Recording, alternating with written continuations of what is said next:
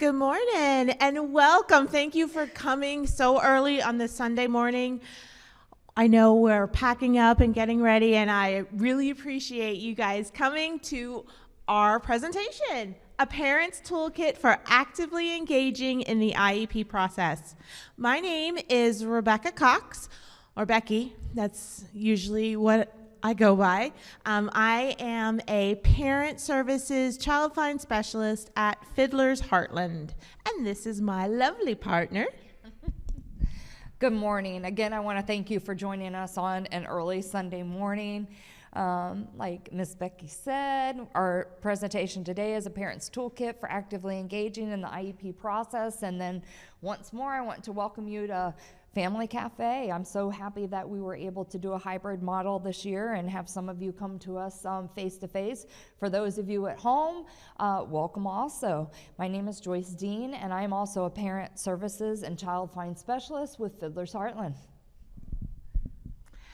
So, a little bit about me before we begin. I have been in the field of education for 23 years. 13 of those years, I was a high school special education teacher. For the last 10, I've been with Fiddlers Heartland. I am a Florida Gator. I got my bachelor's and my master's from UF, go Gators. But now I am married 21 years to my loving husband. No, he's great. He's great. And I have a 19-year-old son who is at UCF, so it's a little bit different. He decided not to go with the Gators. And I have my lovely daughter in the back who's going to kill me. She's 17. She'll be a senior this year.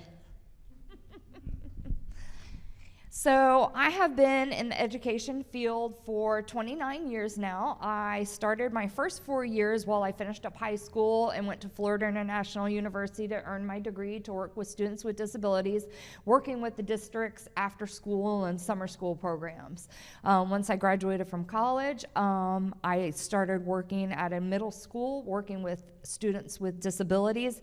At that time, it was called emotional behavioral disorder, so I had that class for 3 years. Then I moved on to an elementary setting, pre-K through 5th grade, working with students with disabilities in different capacities. I spent about 9 years working as Highlands County program staffing specialist, and then to wrap up that 25 of my actual professional years, the last 5 has been here at Fiddlers Heartland, and couldn't be better. I am a blessed wife.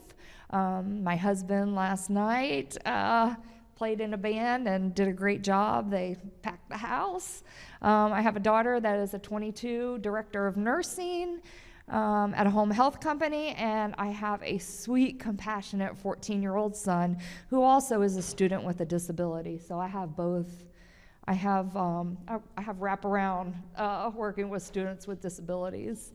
And again, welcome for being here. All right, so what is Fiddlers? I hope you know, but if you don't know what Fiddlers is, we are not musically inclined, we don't play any instruments. Fiddlers stands for Florida Diagnostic and Learning Resources System. Our Fiddlers Center, Fiddlers Heartland, covers Hendry County, Glades County, DeSoto County, and Highlands County. We're a very rural center. We're in South Central Florida. But there are 18 Fiddler centers across the state of Florida, 6 multidisciplinary centers, and 2 specialty centers. So to find your Fiddler center, if you don't know where it's located, you could go to www.fiddlers.org. Our website is listed on the screen. You could also go to our website and look in the right upper corner and search for a center. So Fiddlers has 4 functions. The functions are child find. That consists of developmental screenings for children 3 to 5 who are currently not in a public school system. We look for things like speech, language, exceptional student education services, and we hook them up with the school district. For parent services, that's what we're doing today. We offer parent trainings, technical assistance, we can answer your questions, we can guide you to resources. Human resource development is training, coaching, support to teachers of students with disabilities and professional staff. And the technology part of Fiddlers is providing assistive technology training and support to professional staff, teachers, and parents. Again, this is our website, fiddlersheartland.org. The main Fiddlers website is www.fiddlers.org. Okay, so using your toolkit that I hope everybody has in their lap right now or sitting next to them. If you do not, you can see Miss Naomi in the back and make sure that you get a toolkit. I also wanted to, in case we neglect to mention it at the end, if you have a second child or if you have a niece, nephew, neighbor that you think could use the toolkit and are willing to take it back and show them how to use it, you're more than welcome to take an extra one when you leave if there are any left. We want them used, we want them spread, we want them shared. So using your toolkit is going to be a great way for you to actively engage in your child's next IEP, IFSP, or 504 plan meeting. The Parents Toolkit will allow you to keep your child's exceptional student education documentation in an organized fashion while utilizing the tools within to be able to actively participate in your child's individualized education plan meeting, IFSP, 504, transition to college, whatever meeting you happen to be going to. We're going to take a walkthrough of the kit. Everything you need when you get ready to go to your IEP meetings is going to be organized and easy to find. You'll be able to stay up to date with communications and collaborations that you've had with school staff and teachers. You can keep all in one place copies of your child's IEP, progress notes, any of those communications that happen to happen throughout the school year. And organizing your toolkit might sound like a lot of work, but this presentation is going to walk you through how to gather the information, where to put it, and then also how to use some of the resources that we have behind the tabs. So let's go ahead and open up your toolkit. And in the front, you're going to find a Fiddlers folder. Inside that folder, you're going to first find, it's just a flyer for today's presentation, a Parent's Toolkit for actively engaging in the IEP process. And remember, we're taking you through this process and giving you these tools so that you'll be prepared before you go to your meetings, so you're not shuffling through papers and you're not having to go through your phone or through medical records. You're going to have everything in this nice, neat toolkit for you. And if you want, when you leave, you can take a little caution cone and a construction hat also, because that's what we're doing. We're constructing your kit to actively engage in the IEP process. So in that folder, you're going to find the flyer for today. You're also going to find a copy of the PowerPoint where we left you some spaces for notes. And you will also find in that section the Toolkit Inventory. The Toolkit Inventory is kind of like your table of contents. The whole idea of this toolkit came about because Joyce and I were both teachers, and we both sat at many IEP meetings. And as a parent as well, I felt for my parents because a lot of times they wanted to participate, they wanted to have something to say, but they were just so overwhelmed with all of those papers and forms and everything else that they have to sign. So some of these things, like we'll talk about parent checklist later, were created by me to get my parents involved and give them something to say. So this whole thing is to organize you and to prepare you. Now we put this in a binder, a folder holder. If this doesn't work for you, Put it in a 3-ring binder. Use a desk drawer at your house. Whatever is going to work for you, please feel free to make this your own. Okay, so the Toolkit Inventory list. This is the table of contents. You will see 5 sections that are bolded: communication, evaluations and progress monitoring, IEP, behavior, and resources. These are the 5 main sections that we chose. You might have other things that are important to you. Some children have severe medical issues. You might want a whole section for medical. Make this your own. Make it most convenient to you. So under those 5 bold sections are the little things that we're going to be talking about on the upcoming slides. Now you can notice on the right-hand side of this table of contents is a place for you to note the dates. Noting the dates is very important, so you can have a visual of when the next time that this is going to go over. Like your IEP needs to be completed at least once every year. So you can look at that date and have a quick memory jog of when you should expect another invitation to be coming. Okay? This slide here just, go ahead. It's my slide, I'm sorry. I was wondering why she was looking at me funny. Okay. So in your toolkit, we already tabbed the 5 main headings: communication, evaluations, progress monitoring, IEP, behavior, and resources. Behind some of those tags, we have some worksheets that we're going to be discussing. So if you look inside of your toolkit, you'll see that the very first hanging file folder is titled Communication. So that's what we're going to start off talking about. Inside of this section, what we suggest, and I say suggest because this is your toolkit. This is what you are going to design so that you're prepared and can actively engage in IEP meetings.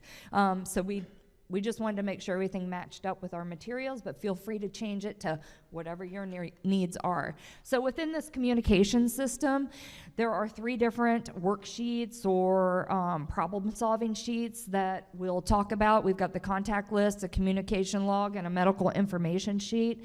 But before we went into how to fill out those sheets or what you can include on those sheets, I just also wanted to just make a suggestion to you that within this communication system, you also keep any type of notes that come home from your child's teacher, therapist, school staff, whether it be emails, notes jotted down on a sticky note, any type of communication. And the reason for that is you can keep them organized here, and when a topic comes up at an IEP meeting or a progress meeting or a reevaluation meeting, you have everything organized and can report back, well, yes, I see on this date we talked about this in this email. Just a way for you to keep track of everything all in one section. So let's go ahead and pull out and this looks a little bit different than it does in your folder because it just didn't translate well to the screen, but it's entitled School and District Contact List, and what you'll see on the left-hand side is a list of who we thought were important staff that you would want to have a quick reference to, a place for you to put that staff person's name underneath their title, their phone number, their email address, just so when you have a need to get in touch with that person, you can quickly go to your communication system, find their information, and get whatever communication, whether it be you need to talk to them, email them, or perhaps you've recently gone to a private therapist, have an updated report. Well, who do I give it to? Well, let's talk about it. So the first slot at the top is a space for school administrator. You'll want to put your child's principal, assistant principal, so you can easily contact them. And actually, before I go through the rest of the list, I would also suggest, I know that we just gave you one copy of that, but therapists change, administrators change, teachers change. So you might want to go home and make just one more master copy, or at the end, we're going to give you our contact information. Email us and we'll just shoot you all of these handouts electronically. That way you can have a new set for each school year. So we talked about administration, after-school programs. You'll want to, if your child participates in any after-school or summer programs, you're going to want to have quick access to that after-school manager in case you have any issues with pick-up, drop-off times. Perhaps your child has a behavior intervention plan that has some components that need to be implemented at after-school care. If you have any questions about any upcoming activities, the next section is a space for you to put the name and contact information for the cafeteria manager, and that might be important for your child if your child happens to have food allergies or perhaps has to have their food prepared in a certain way, whether it be pureed or minced or chopped up. Or liquid only. Those are things that have to be communicated with school cafeteria managers. But also imagine you go see your gastroenterologist or pediatrician and they decide that food has to be prepped a different way. Well, you come back with that report and you've got an easy way. Well, how do I get a hold of what's the cafeteria manager's name anyway? Well, there you go. Pull out your sheet and you'll know exactly how to get in touch with them. Of course, we want to know your classroom teacher. A clinic and school nurse is listed there as a slash because some schools have school nurses, some have LPNs, some have paraprofessionals running the clinic. But you want to be able to, if your child has any type of medical needs, health care plans, takes medication at school, has any special needs, like has to go and have a snack, take a break, get some ice for a migraine, so that you can quickly, again, if you go to the doctor, come back with new orders or new needs, you know exactly how to get in touch with that person. Discipline behavior plans, perhaps you could put the name of the school dean, or some children have a specific person at the school that deals mostly with their child's behavior, or maybe an ESE teacher who is the lead on the implementation of your child's behavior intervention plan, perhaps the person who's in charge of making sure that everybody on staff knows the components of your child's plan. That could be an idea of who to put into that space. Your child's ESE teacher, guidance counselor, parent liaison. There are a couple different options you can put in that space. You could either, if your district has a parent liaison assigned to your school, you could put that person. Those people are employed to help you improve and facilitate your home school connections. Sometimes they attend IEP meetings with you. They're a great resource. If you don't know who that person is, go back and ask, who is the parent liaison for my district? If not, feel free to put the parent specialist for your local Fiddlers Center in that space, because that's also what we're here for. And then the next one is program staffing specialist. So that would be that local education agent who probably sat with you at your initial IEP meeting and that you're familiar with when there are times to make changes to the IEP or through the reevaluation process.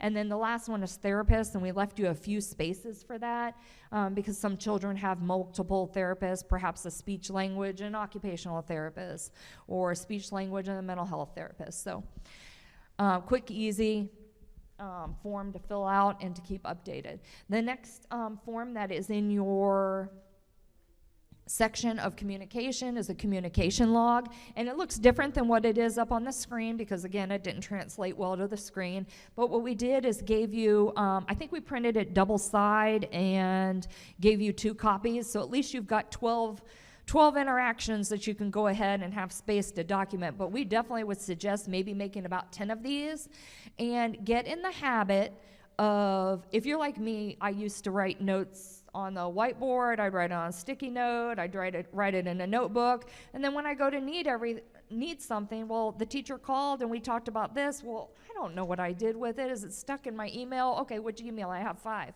So if you just keep a quick log, put the date of the communication, the mode of communication, so we typed out phone, email, letter, in person, so that you can document that. Well, who initiated? Did I call a teacher? Did the teacher call me? Who participated? Was it me, the teacher, and maybe the guidance counselor hopped on there also? You want to know all of those things. But here's the two biggest parts. We gave you some lines so that you can briefly discuss what was discussed during the communication and what was the outcome. Did you all come to any conclusions? And think about this. If you do that, and then you take your box with you to an IEP meeting, and you get to the social emotional part of your IEP, and they start talking about, well, I think that your child needs to have a goal on increasing positive social interactions. Well, what do you mean? Have we talked about that? Let's go back through my notes real quick. How many times did we talk about my child not having appropriate social interactions?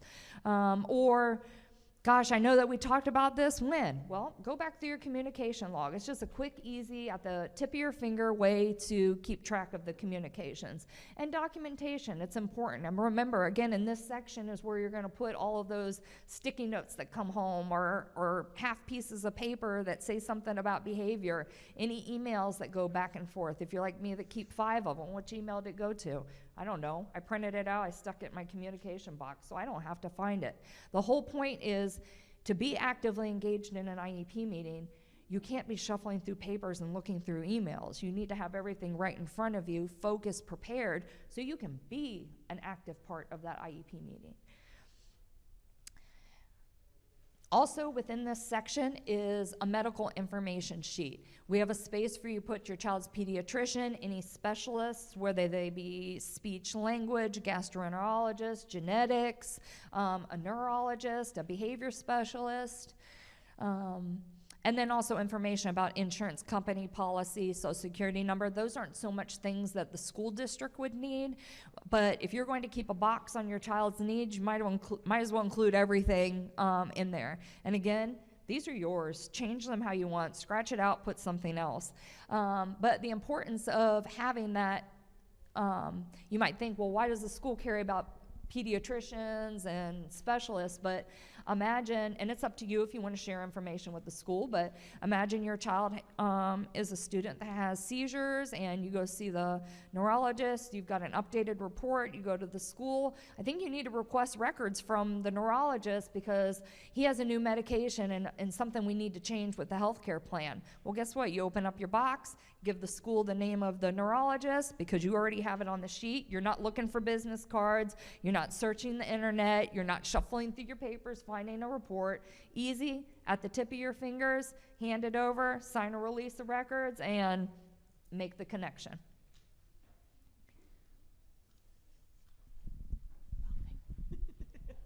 All right, now we're in the evaluation and progress monitoring section of your toolkit. We don't have any handouts in that section, but we want you to know that this will potentially be a very large section. It should be a very large section. For some of the other sections, you might want to purge every year and start over. But for this section, it's very important that you maintain at least 3 years worth of documentation to look back on. More if possible. If it gets to be too large, then keep it to 3. But this, again, is a very important section because you are going to be keeping all of the information that shows how your child is progressing through their years. Okay, so the first things that need to go in there would be the consent for evaluation, those forms that you sign to give permission to do the testing. The initial evaluations should be in there from the school district, and those that you've had done privately go in there as well. Every 3 years, your child in the school district will be reconsidered, will be considered for reevaluation. They're going to check to make sure that they are still in need of special education services. The results of state assessments, those big Florida tests, those go in there. Any district-related assessments, if they do iReady or AR, anything related to testing goes in that section. We want to keep report cards from year to year to show progress. We want to keep those IEP progress reports in there to show progress towards their goals. So again, we don't have any papers in here to start, but it's going to be a very large section. The next section in your toolkit has a title of IEP. I don't think we wrote out, yes, it just says IEP. So in that section, you're going to find a copy of the Notice of Procedural Safeguards for parents of students with disabilities. The front cover looks like this. I'm sure if your child has an IEP, you probably have, I think I hear people say you can wallpaper a bathroom with it, plaster a wall. We provided you just one more copy. It's a generic copy that, or the master copy from the Florida Department of Education website, so it might look a little bit different than the copy that your school provided you, not in content, but only because some of districts print them in different colors, and they also put their district contact information on there. So we'll wrap back around to what is within this document briefly. Also in this communication section is, not communication, the IEP section is a place, what we would suggest, and again, it's your box, that you keep a copy of your child's current IEP and behavior intervention plan. And for districts that are using the PEER, so the electronic IEP system, you should get a copy of the meeting notes that were taken during the meeting. Keep those right there with them as a packet. And what I suggest is keep all past IEPs with the most current one to the front. And the reason for that is when you go to IEP plan meetings, you want the current IEP to build upon the last one. If you have the last one in front of you, you can discuss, well, what progress has my child made towards meeting the goals on this IEP before we start talking about the next one? Where is the data? Let's look at it. Has my child mastered these goals, or do they need to continue to work on them, or do they need to be revised? So if you keep those past IEPs, you're able to see the continuum and how it's built, and also have an idea ahead of time of what needs to be worked on. So let's go ahead and talk about the procedural safeguards for just a second. I know that everybody has received them, whether it was when your child first started services with Early Steps, they have their form of procedural safeguards, and then once entering the public school system or eligibility for services, you would receive a copy of these procedural safeguards. So the procedural safeguards are, as a parent, you're entitled to information about your child's rights under the Individuals with Disabilities Education Act. These rights or procedural safeguards are intended to ensure that you have the opportunity to be a partner in the educational decisions made regarding your child. And some people hold up the procedural safeguards and just say, oh, this is just all the legal stuff that goes with my IEP plan. But it says right there on the front page that it is designed so that you can be a partner in the educational decision making regarding your child.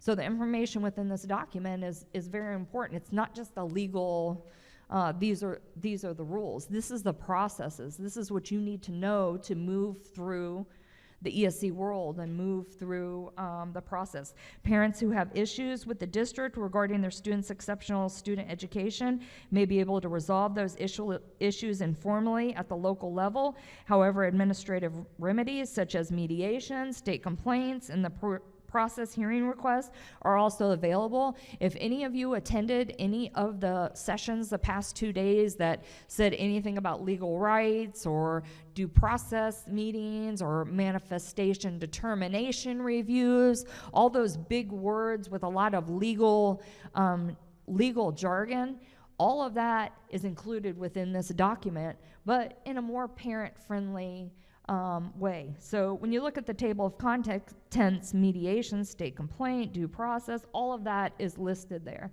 So if you ever wondered, where can I go to really learn about those rules? I heard them talking about something had to be done within 60 days and it had to be done within 45 days. Well, you can go back in this document and see what they were talking about and what they were referring to.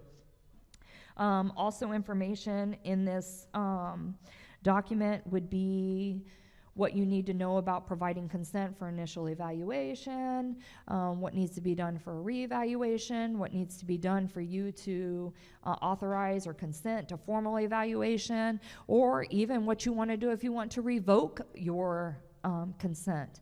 And a good section, if your child has any difficulties with behavior or has a behavioral intervention plan, is there's a whole section on what do we do if my child gets suspended? What are the processes? What needs to happen? And again, if you were any sessions the past 2 days about manifestation reviews, the information is all in here. It'll tell you within 10 days of being suspended, everything that they were talking about, you can read about in this document. You will see that your district will have it available to you electronically. They'll hand them to you at IEP meetings. They'll hand them to you if your child gets suspended. And we will give our contact information at the end of this presentation, because this document's too lengthy for us to talk about today. But if you have any questions about any components to it, we have, we'll offer to explain any of it to you or put you in touch with somebody in your district that can do so. The next thing that we're going to talk about is, and it's actually not this, it's the U.S. Department of Education's Office of Special Education and Rehabilitative Services question and answer document, and we put it right behind the procedural safeguards. The reason that we included that in this presentation is that when the pandemic of COVID hit last year, OSEP published this document, and I don't know that everybody's seen it, but if you're, as a parent, wondering, gosh, can they really do Zoom meetings? Really, they want me to sign this? Is this okay? What is this? Well, this document, and it's in it's a 2-pager. It's laid out nicely in a question and answer format, but that will answer your questions as to why, when the pandemic hit, or how, when the pandemic hit, we were able to continue business as usual. We were being able to continue with transition plans, with IFSPs, with IEP meetings, with holding manifestation reviews. And the way we did that is this document allowed for electronic signatures for consent, electronic signatures for release of record information. And as tragic and still tragic as the pandemic was, what it did do is give us a new look on how we can reach out to families. So once this happened, we started holding IEP meetings and transition meetings out of early steps virtually. And we started screening a little bit different because we couldn't do face-to-face. And now that we've gone back to face-to-face, guess what? We learned a new way of communicating with parents. So the parents that can't get off of work, the parents that have intense needs with their child that can't come into the school setting. Well, guess what? We have learned a new way to communicate with parents, get parents actively engaged in the process, and it's our new world. It's virtual. We're doing things through Zoom and Skype or whatever your district allows for, and we're allowing for electronic signatures.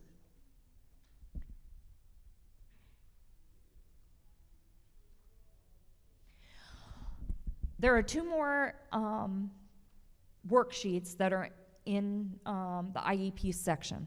And Ms. Becky and I designed these worksheets as a way for you to prep or study or think out your thoughts before you go to IEP meetings.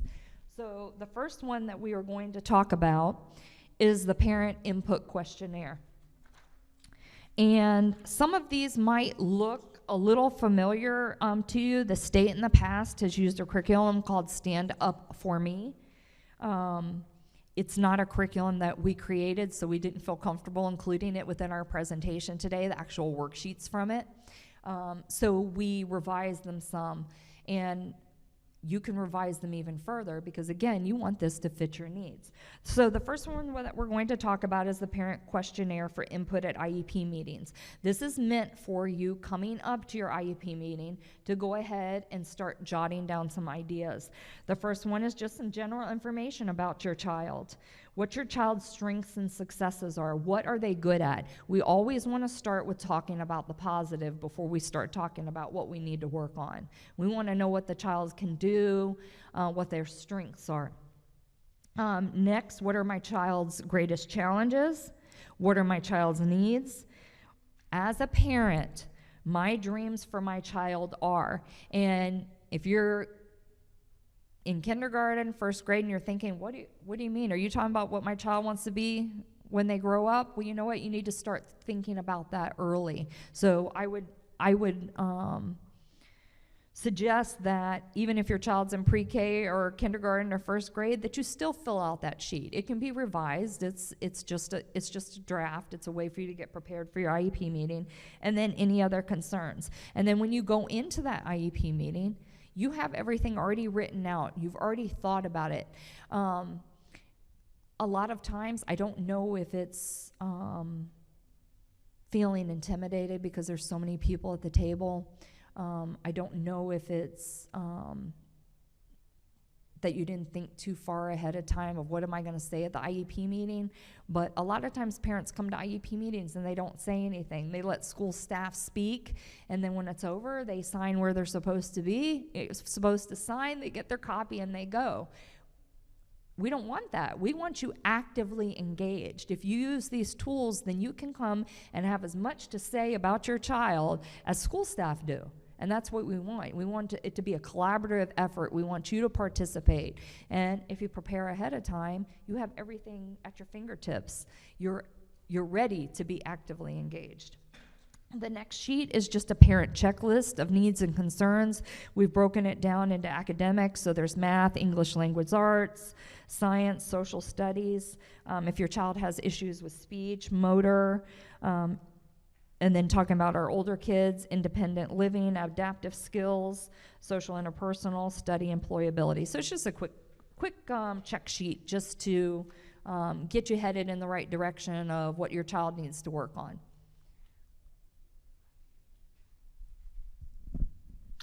Alrighty, now we are in the behavior section of your toolkit. In this section, you want to put the school's code of conduct. You want to know what your school policy is. In addition, you also need to have a copy of the classroom teacher's rules and expectations. Next in this section are any disciplinary notes. This is a big one, okay? So these are the teacher, if the teacher sends home a note, goes in that, on behavior, it goes on in that section. If your child is suspended, has after-school detention, and the dean or the principal writes the paperwork, that goes in there. If the school calls you and tells you to come pick up your child because your child bit another child at school that day, and you go in and take your child home, please ask for a note from the principal or the dean explaining this. You want to have that kind of documentation. It's not just a little timeout, go home. If the school is sending your child home, you need to have documentation for that, okay? Because time away from the classroom is not a good thing. You can hold on to that for a manifestation determination. So that we're not going to go into that, but if you were in one of the other sessions yesterday, you have rights, and if you have questions, you can ask us. But make sure if there is a behavior concern that it is documented and you keep it.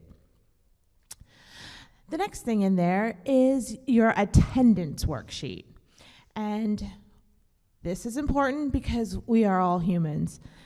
You might write a note and give it to your child and expect your child to give it to the teacher.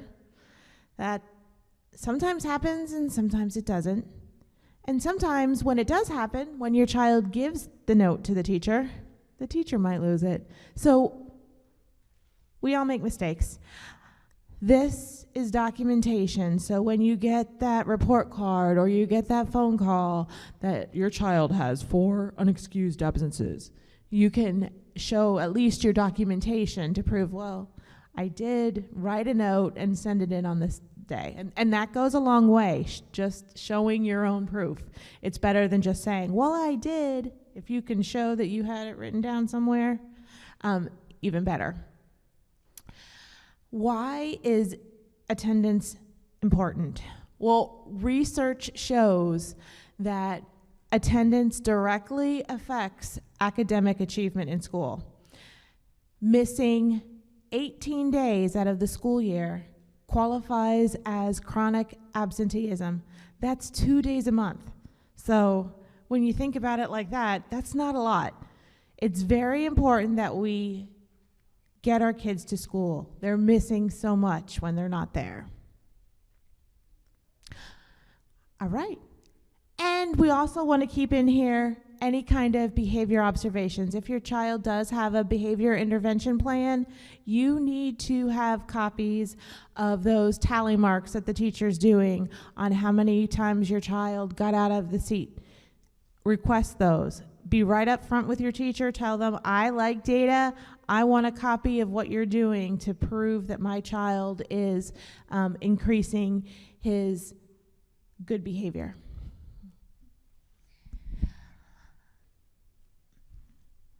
The next section in your toolkit is titled Resources, and we do have a list of web resources that we printed out for you. I would suggest that, or ask, or implore that you take time to go through each of those resources, because it may be something that you weren't aware of, and it may be something that you need or could use. We're not going to take time and go through each one of those web resources to let you know what is included within those topics. But just know that it is a list that was compiled by our Fiddlers administration. It's posted on their website, so it's a nice vetted list of resources. When you go through the list, these are the discretionary projects that are included, that discretionary projects like we are with the Department of Education. So you've got the Center for Autism and Related Disabilities, Project 10 for your children that 14, 16, they're starting to work on their transition plans, SEDNet, working with families of students with emotional and behavioral disabilities and providing supports. And then, of course, where we're at today, our lovely hosts, the Family Cafe. In this section, I would also suggest that perhaps you keep the master calendar for the school year for your district. If your school publishes a separate calendar, you can keep that in there. And then handouts that you get at any fairs that you go to, or all of that information that you've received the last couple days here at Family Cafe. You take it home. Where am I going to put all of this stuff? Well, guess what? You've got a box and you've got a section for resources. That's where you're going to put it.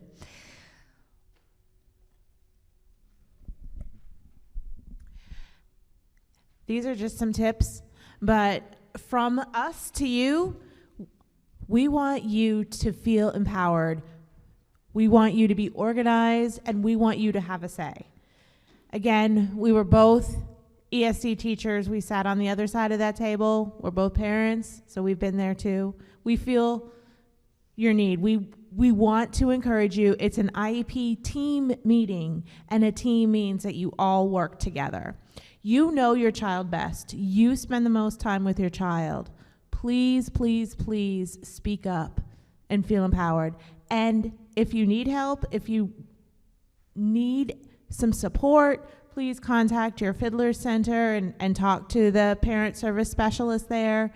They can give you advice. They can give you the name of the parent liaison that can go with you in your district, or they can help you themselves.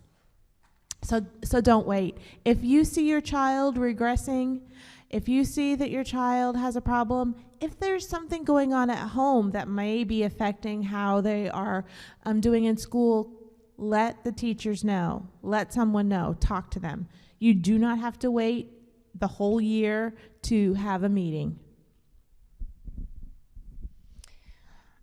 just 2 more tips that we wanted to put at the end. This is something that you can put perhaps in the IEP section on one of the observations or the prep forms for getting ready to go to an IEP meeting. Remember, you're the expert on your child's development. You know where your child's functioning is in areas of activity, daily living, dressing, feeding, movement, fine motor, gross motor, communication, whether we're talking about articulation, fluency, or are we talking about putting words together in vocabulary. You are the expert on your child. And the second bullet talks about all children learn differently. Some learn by having things in their hands, the kinesthetic. Some are more auditory. They can handle having something read to them, but they have difficulty with reading it. Everybody is a different learner, and you know how your child learns. Always remember to dream for your child. Your vision for the future is how you will develop the path to achieving those dreams. Bring your dreams to all meetings and be prepared to share them with the team. Success is achieved when everyone is reaching for the same goal. We want to thank you again for getting up early and coming to our meeting. We hope that our toolkit will help you. Again, make it your own, put stuff in it, fill it up. If you have any questions, our emails are listed up there. I'm Rebecca, and this is Miss.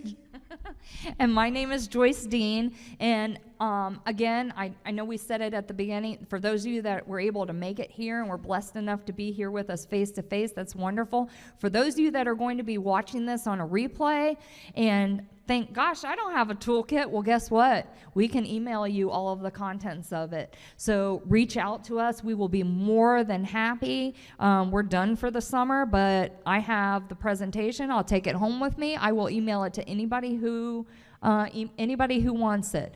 We are a discretionary project with the Florida Department of Education. So what that means is that we have to report back to the state on how families feel that services were delivered. So there is an evaluation that you would have picked up that looks like this when you walked in the door. If you do not have one, can you please raise your hand and we will make sure that you get one.